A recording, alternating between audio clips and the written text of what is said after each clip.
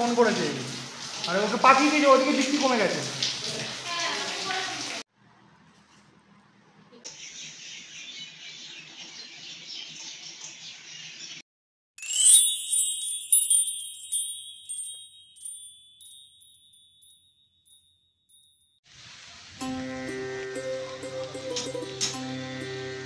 বৃষ্টির মধ্যে বাঁশ বাগানে দাঁড়িয়ে আছে, কিন্তু এক ফোঁটা বৃষ্টি আসছে না বলো।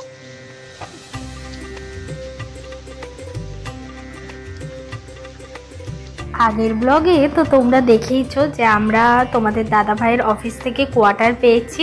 তো ওটাও আমাদের একটা নতুন বাড়ি।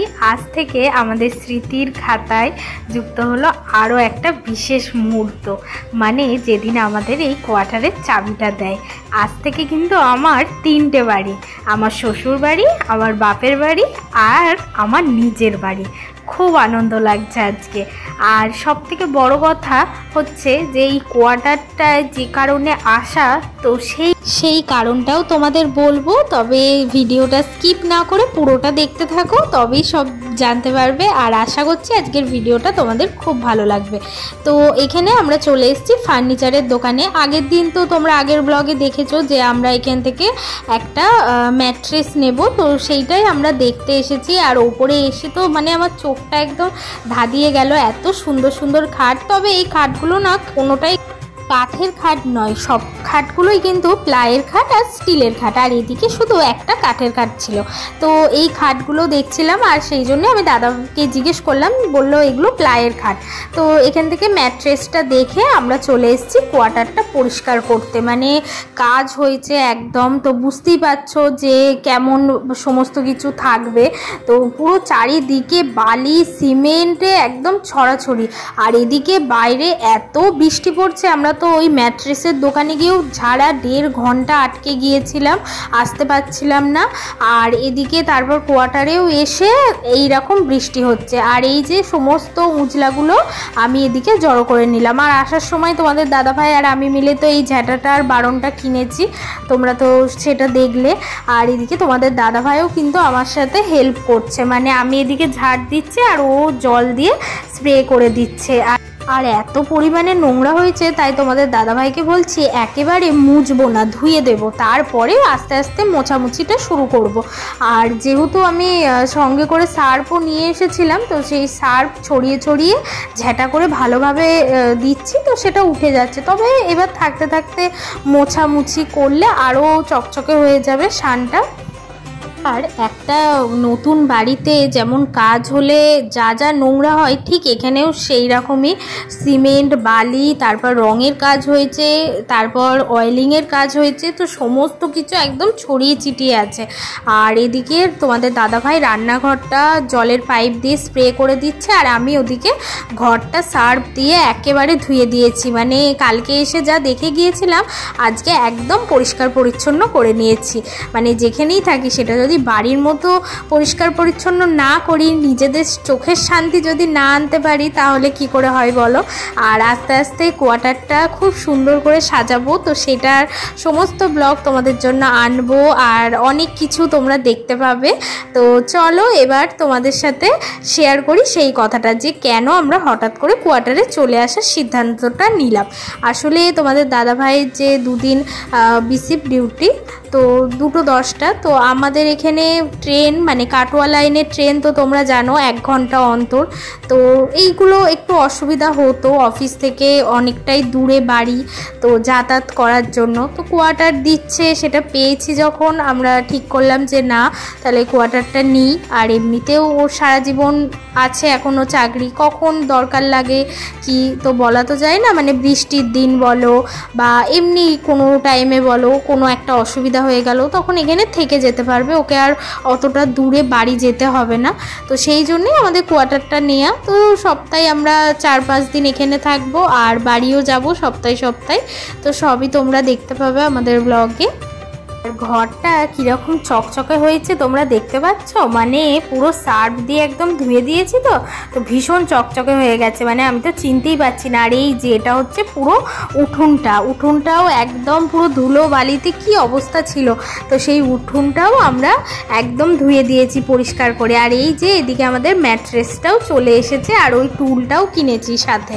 তো এই যে ম্যাট্রেসটা আমি প্রথমে একটা পিঙ্ক কালার দেখেছিলাম, তো ওটাই আমি পছন্দ করেছিলাম, কিন্তু তোমাদের দাদাভাই বলল যে না এটাই বেশি ভালো লাগছে। আর যিনি দোকানের মালিক ছিলেন তো তিনিও তাই বললেন যে এইটা বেশি ভালো লাগছে, তো সেই জন্য আবার ওই তুতে কালারেরটাই নিলাম। তো তোমাদের এই ম্যাট্রেসের কালারটা কেমন লাগছে সেটা কিন্তু অবশ্যই কমেন্টে জানিও।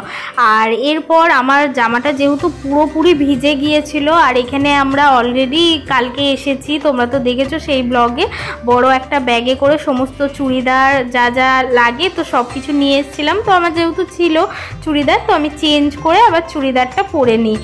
আর এদিকে দেখো ঘরটাও একদম পরিষ্কার হয়ে গেছে, মানে এবার খুব ভালো লাগছে ঘরটা।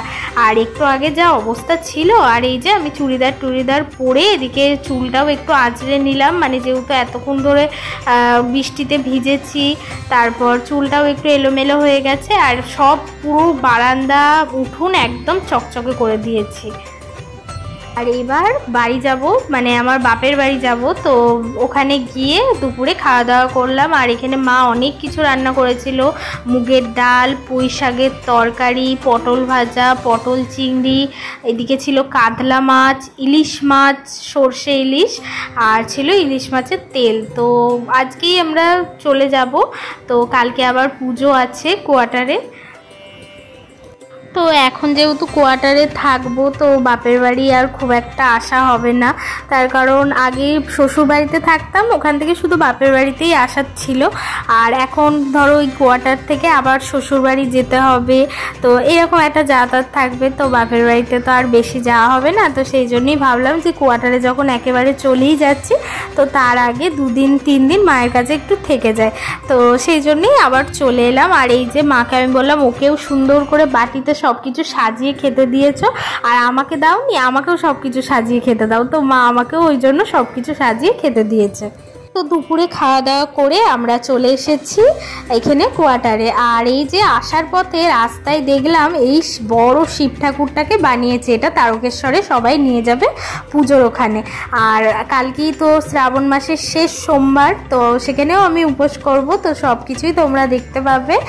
আর আমাদের তার জন্য আমাদের চ্যানেলটাকে অবশ্যই সাবস্ক্রাইব করে দিও, আর যদি ফেসবুক থেকে দেখো অবশ্যই কিন্তু পেজটাকে ফলো করে দিতে হবে।